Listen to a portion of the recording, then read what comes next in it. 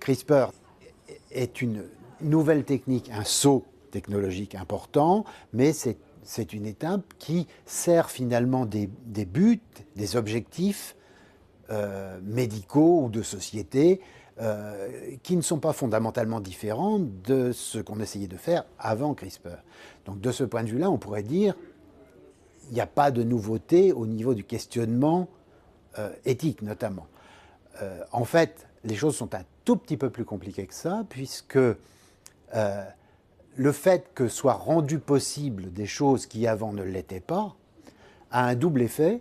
D'abord, de poser des questions qu'on disait avant, mais c'est prématuré, il ne sert à rien de poser ces questions-là puisqu'on n'est pas capable de le faire.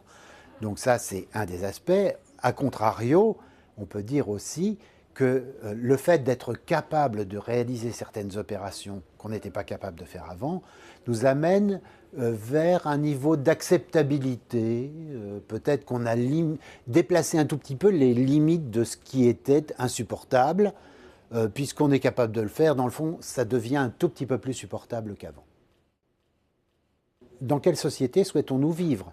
Est-ce que nous acceptons la différence? Le fait, finalement, de vouloir modifier le génome en parlant, comme le font certains, d'erreurs de la nature, ce qui ne nous choque pas hein, quand il s'agit de maladies graves, mucoviscidose, maladie de Tay-Sachs et autres, et autres, et autres.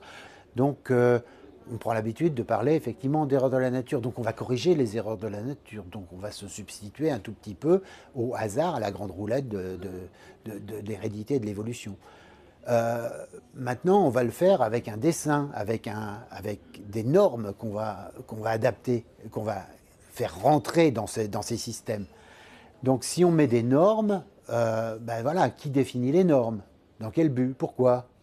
Ça, ce sont des vraies questions éthiques, puisque finalement, est-ce que nous avons encore la possibilité d'avoir un choix personnel, libre, informé, ou est-ce que finalement nous sommes tributaires d'évolutions qui nous tombent dessus, et puis ça devient une évidence, mais enfin, puisqu'on peut le faire, on va le faire. Enfin, quand on pense au poids, au fardeau global des maladies, the global burden of disease, disent les anglo-saxons, à ce moment-là, tout devient tolérable. On peut faire n'importe quoi sur le génome puisque c'est fait dans la bonne optique de guérir des maladies ou plutôt de ne pas les guérir, mais les éradiquer.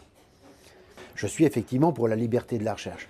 Je suis pour le respect du fait que la recherche est un moyen d'acquérir des connaissances et l'acquisition des connaissances est non seulement pour moi un bien fondamental, mais c'est aussi la seule source possible du fondement de l'éthique, notamment l'éthique médicale et biomédicale, qui est le consentement, ou le choix d'ailleurs, qui serait mieux, le choix libre et informé.